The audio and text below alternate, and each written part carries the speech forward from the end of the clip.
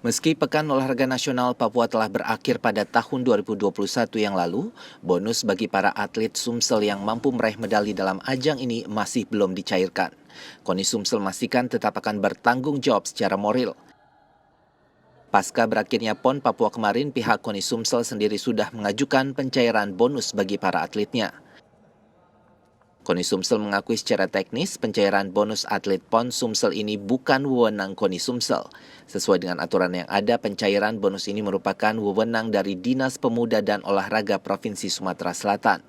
KONI Sumsel juga belum mendapat informasi dari Dispora Sumsel kapan bonus atletnya akan segera dicairkan. Ini kebijakan bonus ini, besaran bonus ini kan dari pemerintah provinsi. Yang mengelola itu Dispora. Nah ini makanya kalau ada informasi bahwa yang bertanggung jawab penuh ini KONI, kita tetap bertanggung jawab secara moral, tapi secara material bukan KONI. Ya itu.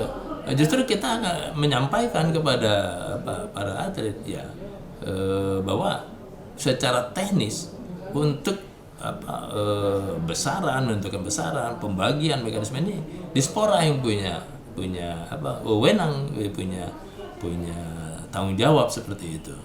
Jangan dibalik-balik gitu ya.